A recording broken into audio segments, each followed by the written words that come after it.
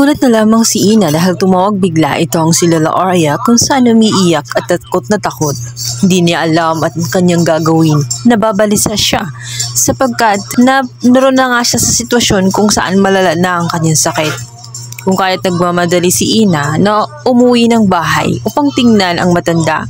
Alam kasi nitong si Lola Aurea na wala siyang ibang maaasahan at magiging kakampi. Natatakot siya. Nadatngan nga niya itong kanyang lola kung saan naihina nga ito sa kanyang damit. Makaawa si Lola Aurea. Ayaw kasi niyang malaman ng kanyang pamilya ang tungkol sa kanyang kalagayan. Alam nito na hindi ito ganun ka-concern kagaya ni Ina. At maaaring ang samantalahin pa nila ang pagkakataon nang sa ganun ay tuluyan nga siya na hindi irespeto at mawalan na nga ng karapatan sa naturang kumpanya dahil na rin sa kanyang sakit. Ngunit ang hindi alam ng dalawa ay narinig pala nitong si Joanna ang kanilang usapan. At naiinis si Joanna dahil nga sa may tinatago itong si Lolong si Ina. At narinig pa niya na wala nga siyang ibang pinagkakatiwalaan. Kaya nga daw ipinamana ni Lola Aurea ang kanyang lahat na meron siya dito kay Ina sapagkat alam niya na si Ina lang ang may mabuting tao na mapagkakatiwalaan niya higit pa sa pamilya. Sinabi naman nitong si Ina na dahil na rin sa tinato din naman siya na parang pamilya kaya binalik lamang niya kung ano yung kabutihan na ginawa nga nitong si Lola Aurea sa kanya. Hindi na pumasok itong si Joanna. Agad na pumunta siya sa kanyang inaasahan na kaibigan na ito nga ang anak nga nitong si Charlie at naroon nitong si Charlie at si Lani.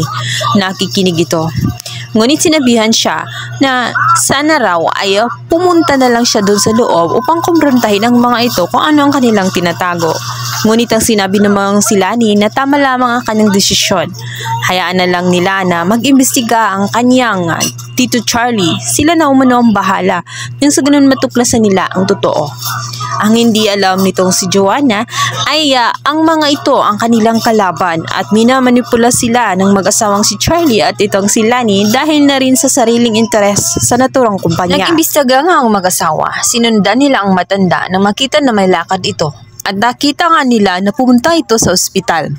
Kaya't agad nag-isip itong si Lani at sinabi sa kanyang asawa na maaaring ito ang tinatago nitong si Lola Aurea.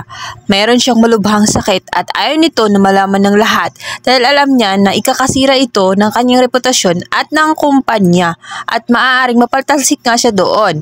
Dahil mawawalan na ng tiwala ang mga investor sa naturang kumpanya. Alam din ni Lola Aurea na marami ang nagdanais sa kanyang kayamanan. Alam niya na gagamitin ang kanyang sakit upang makuha ito. Kung kaya't hindi nito hahayaan na mahina siya at meron siyang malubhang karamdaman nang sa ganun ay hindi siya panghinaan ng loob. At dahil nga kapag nangyari yon ay magiging kawawa itong si Ina dahil wala na itong masasandalan. Ang mag-asawa ay hindi umalis sa naturang ospital. Hanggang sa matapos nga ang meeting nitong si Lola Aurea, sinuhulan nga ni Lani ang naturang assistant ng doktor.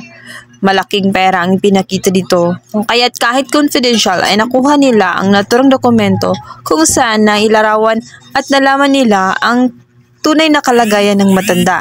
Kaya naman ang mga ito ay gagamitin nila ang naturang sakit ng matanda nang sa ganun mapawalang bisa ang pinirmahan at nilagdaan ng matanda dahil na rin sa ang sakit niya ay Alzheimer. Gagamitin nga ng dalawa ang naturang sakit ng matanda upang pagsamantalahan siya at isahan. Ngunit bago pa man mangyari yun, ay malalaman din ni Ina ang katotohanan tungkol sa kung sino talaga ang totoong traidor sa naturang kumpanya. Alam niya na kilala nila Lola Aurea at kilala din nila Joanna ang tumatraidor sa kanila at yun ang dapat niyang matuklasan. At na dumating na nga ang oras na malaman niya. Dahil itong si Dindo ay kinausap niya itong si Charlie. Sinabi nito na hindi na siya makakabalik sa naturang kumpanya sapagkat sira na ang kanyang reputasyon. At kapag hindi niya makuha ang kanyang gusto dito kay Charlie, ay ilalaglag niya itong si Charlie at sasabihin ng katotohanan na siya ang pasimuno ng lahat at siya ang pinagmula ng korupsyon sa naturang kumpanya. Kaya naman napasigaw si Ina ng Dindo sa sobrang gulat niya.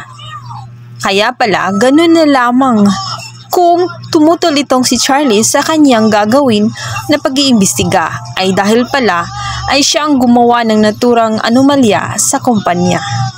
At dito'y napatunayan ni Ina na tama ang kanyang hinala. Sa lalaking si Charlie ay hindi mapagkakatiwalaan. Alam nito na siya sa traidor.